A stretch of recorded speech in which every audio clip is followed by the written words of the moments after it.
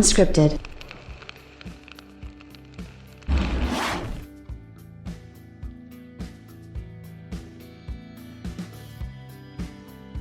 It's Capital Foundry time. Yes, that's right, my friends. It is time to bring back the Capital Foundry. And, you know, all the rage these days is comparing video games, right? We compare everything. We compare, you know, it's basically, you know, to put it into a male analogy, it's like we're measuring our parts. You know, it's a contest for it, right? And so this is really something that isn't unusual. It's something that, you know, in terms of video games, it's always mine is better, or this is better, that's better. Teams, sports teams, what have you. You know, we just do that. It's what we do as fans. It's what we do as, you know, gamers. It's pretty much what everybody does. And to be quite honest with you, it really shouldn't come as much of a surprise to see, you know, this happen, because we live in that herd mentality where, you know, everybody's got to have the best thing, and if it's not the best, then, you know, you got to go watch the podcast that tells you it is the best, or wait for tools, or wait for this, or wait for that. You know, it's like literally one thing after the other. But when it does come down to a lot of this kind of stuff, like when it comes down to comparison things, I know a lot of people like to just go to like smaller YouTubers and stuff like that, and hopefully that's where I come into play. And again, this isn't something necessarily that, you know, I know a lot of people are going to think, well, does he have some kind of equipment or whatever? I'm just hook both my consoles up, play the same game, switch back and forth between HDMI 2. You know, I have a PS5, Xbox Series X. The best way to tell things is with my own sight, and to see and make sure that, you know, things are kind of looking a certain way. And, you know, that's exactly what I plan to do here. And I'm sure a lot of people are interested in hearing what I had to say about this.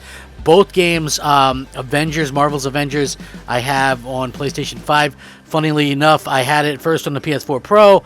You know, someone gifted that to me, or gifted me to get it, and I decided to play it for a little bit, and I liked it, but I wanted to wait for the next-gen upgrade, and then that got delayed. So when the next-gen upgrades came out, I got it, and then I think the Xbox version was like $20 or something, and I had some credits, so I went ahead and got that as well. So I thought, why not go ahead and play both and see what I think about both games. And there is a definitive winner just by my eyesight alone, so you guys might want to stick around and check this out. What's up, everybody? Crapgamer here with Crapgamer Reviews, back with another video. Thank you so much for checking it out. I really do appreciate it. Please like, share, subscribe. I would appreciate that as well. It helps out the channel, and it means a lot to me personally. If you guys are looking for a way to help out a small growing channel like mine, the best way to do it is a simple like. It means everything to me, and probably only takes about a second of your time, so please consider doing that. I would definitely appreciate it. And shout out to all the old subscribers, new subscribers, and everybody in between. You are amazing, and thank you so much for always rocking out with me, and, you know, kind of keeping things real and just helping me out. It really does mean the world to me, and I'm very appreciative of everything you guys do. So thank you guys very, very much for doing that. Now, Marvel's Avengers was actually tested specifically in a face-off on Digital Foundry, and they got to take a look at it and things like that, and they found it to be very interesting, and to be honest with you, I find it to be very interesting as well. I'm going to go over what they said about it as well. So a loading segment that took over a minute on PS4 Pro resolves at 4 seconds on the PlayStation 5, rising to 6 seconds on the Series X. This is where the notion of percentage differences and performance is at odds with the actual experience. Yes, Xbox Series consoles take 50% longer to complete a load than the PS5, but when the difference is just 2 seconds, the difference in the user experience is not especially noticeable. Marvel's Avengers is possibly our first real look at the true next generational leap by storage in the new machines from Sony and Microsoft, and none disappoint. As they're told, they're impressed by the work that Nixus, who are the team that ported this, has delivered, and that you're getting a proper upgrade over the last gen enhanced consoles and a night and day boost in all areas up against their vanilla equivalents. However, the two approaches the developer has chosen for rendering performance mode certainly offer up very different results. Xbox Series X looks clearer and cleaner, a state of affairs offset by variations in performance that barely register. Ultimately, though, the Foundation engine has never looked better, and it's great to see a significant amount of time invested into these PlayStation and Xbox Series conversations and consoles. So very interesting to think of this, because the thing is, the makeup of presentation is a little more complicated. PlayStation 5 has post-processing elements that operate at a much lower resolution, and Avengers is a post-process heavy game. Components like motion blur and depth of field are affected, looking noticeably blockier than the Xbox equivalents. Texture resolution can also be impacted in some scenarios too, where it seems that checkerboard rendering may not play as nicely with dynamic resolution scaling than the native Xbox equivalent. Altogether, PlayStation 5 in performance mode has more obvious image quality concessions that becomes more evident as effects work scales up. We've not talked about pixel counts beyond general ranges here, because the resolution can seem notionally higher on PS5, but other aspects of the presentation take precedence. Essentially, the game is clearer on Series X in performance mode due to these differences in how resolution is composed and how post-processing is delivered, even if the Xbox Series X could technically be running at a lower output resolution as judged by pixel counting. So it's very interesting the way that they kind of judge this, and the way that they kind of put this together as well. The performance mode is what separates the pack, with Series S operating with a ballpark 720p to 1080p window and hitting 60 frames per second, with further visual cutbacks like reduced foliage density, murkier texture filtering, and lower resolution particle effects. But it's the PS5 versus Xbox Series X differences that are most fascinating. Both target a 4K display output, but PS5 uses checkerboard rendering while Series X goes native. What this means is the Sony platform can resolve higher pixel counts in like-for-like content thanks to its checkerboard solution, but for various reasons, Series X delivers a crisper picture.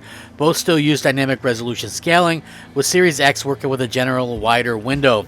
Owing to its checkerboard solution, PS5's UI scales with resolution 2, which looks a touch odd.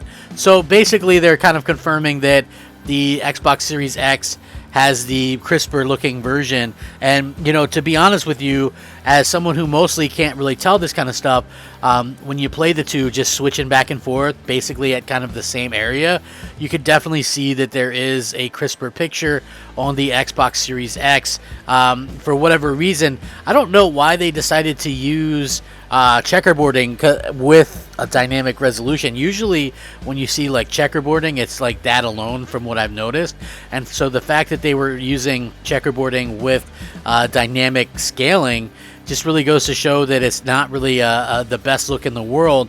And, you know, for some reason that ends up making the PlayStation 5 version look a little bit lazily done, as far as I can tell. I mean, the game still looks good, but you can definitely tell. Now, listen, I use an LG OLED CX, so I'm playing on, you know, a really top-of-the-line 65-inch TV, and you can really tell things when you play this TV, right? So between the PS5 and Xbox Series X, most games look almost identical, or only a slight thing that you have to really kind of, you know, look at and see what the differences are.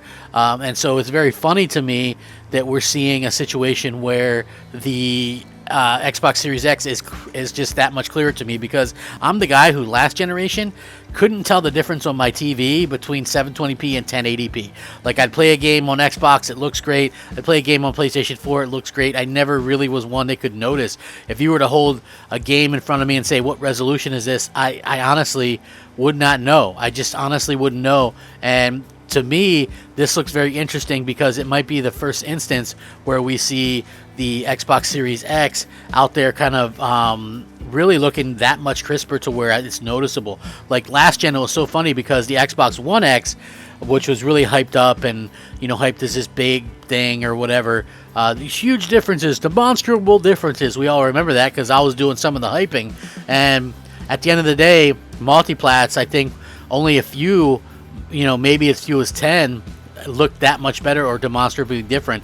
And one of those was Red Dead Redemption 2, which looked clearly different because it was a native 4K image and just much better on the Xbox One X. And now we have a situation where the Xbox Series X, for whatever reason, looks much cleaner. Now, is that a knock on the PlayStation 5? I don't know. I don't know what they were thinking with the whole dynamic resolution mixed with checkerboarding solution was, but yeah, it just definitely does not seem like a smart move, in my opinion, that they did this. You know, I think that that's really kind of a knock on them, and really sort of the thing that kind of just kind of bugs me a little bit. You know what I mean? I just think that I think it's probably more to do with the developers than anything, and hopefully, you know, this is something that maybe can get patched. I don't know. It's probably not going to get patched, but we'll have to see how this works out. And I'm always very interested to see how you guys feel about this stuff. Have you guys played both? I know most people don't have both an Xbox and a Series X and a PlayStation 5. You know, but most people don't do content on YouTube either, so I wanted to be able to kind of do this. And if you guys enjoy this kind of content, yes, it's not really getting into the specifics unless it's something that Digital Foundry already covered, but just from my own eyes, you know, and like I said, most of the time I can't tell a difference between versions of games, so for me to be able to see like a crisper picture on the Xbox Series X is pretty telling. But let me know what you guys think. Sound off, rate, comment, subscribe. Please take care of each other, and thank you so much for watching. Have a fantastic day. Rack 'em up. Game on, my friends. Game on. Crap Gamer out. Unscripted.